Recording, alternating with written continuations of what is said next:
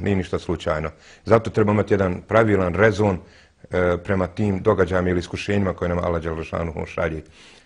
Možda tu se krije veliko dobro, a mi mislimo da je to zlo. Zato mi ne znamo, Allah zna. Evo primjer kroz Jusufa alejselama, jel da je ono kad mi sagledali njegov život, šta su braća od njega uradila kroz bunar, kroz zatvor, iskušenje sa ženama, a šta na kraju Jusuf dobiva?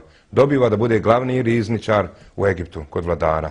I kad su mu došla braća po hranu, njegov sin je već narastao i on svom sinu objašnjava šta su braća od njega uradila. I sad vidi on svoje amidže i kaže ocu Jusufu alejselama, babo, zar ćeš im dati ranu, a takva braća protiv tebe bila. Mi bi rekli, sad ćemo vidjeti, hoćete li dobiti, šta ste vi od mene radili. Ne, Jusuf alejselam kaže, ja daću im, jer da nije bilo moje braće i onoga što su mene činili, ne bi ja sad bio ovo što jesam. Prema tome, znači moramo proći kroz teška iskušenja ili ispita da bi dobili neku veličinu. Ne može se fakultet završiti bez ispita. Znači mora i biti ispiti da bi dobio neko priznanje. I Jusuf alejselam shvata kao milost to i bunar i zatvor je ne bi bio vezir, ne bi bio rizničar. I on im a šta je druga veličina tog iskušenja? Jer onda je brać to prigovorio da im je nabio to na nos, oni bi još gori bili. Nego kad im je rekao ja vam halalim, ja vam oprosti, neka Bog oprosti. Šta rade tada Jusufa braća? Padaju na seždu i priznaju svoj grijeh. Oni dolaze tobe, to je veličina.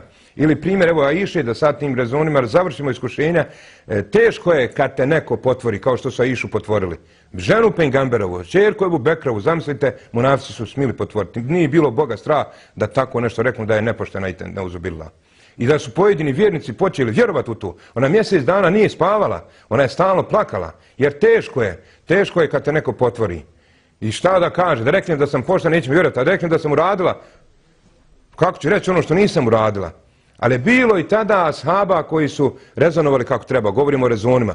Pa kad je jedno ženano pošla pričati, a da li je to baš tako? Isto sad kad bi neku hođinicu ili hođu potvorio, rekli bi, sumljivo je to, mora biti tu istine. A on njoj kaže, Ejub Ensari, svojoj ženi, šta ti čuješ to Aiši? Kaže, bil ti uradila to što se priča za Aišu? Bil ti zinalku radila? Pa kaže, ne bi.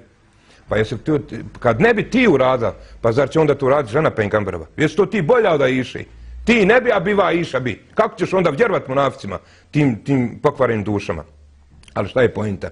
Na kraju šta se dešava? Aiša trpi. Trpi i tako kad nas neko dobro natreha, to je isto kad njivu toriš đubretom. Ono smrdi i boli, ali njiva koja se dobro potori, kasnije dobro rodi. Prema tome što nas više đubre i tore, sve će biti veća fajda na ahiretu. Samo se strpimo. I na dunjalku. A šta se dešava na kraju sa slučajima Aiše? Allah njezin slučaj objašnjava suri Nur. Allah stoji iza njezinog slučaja. Allah obejanjuje njezin slučaj. Zar nije to ponos, najveći ponos da Allah kaže da je Aiša nevina i čista od svih tih munafičkih spletki? Eto, to je rezon tih iskušenja, da znamo sve što nam Allah dželešano daje, pa i kad je bolest nas čisti ili čuva, uglavnom ništa nije slučajno, pa budimo samo strpljivi, bit će fajde. Bismillah, alhamdulillah, wassalatu wassalamu ala rasulillah.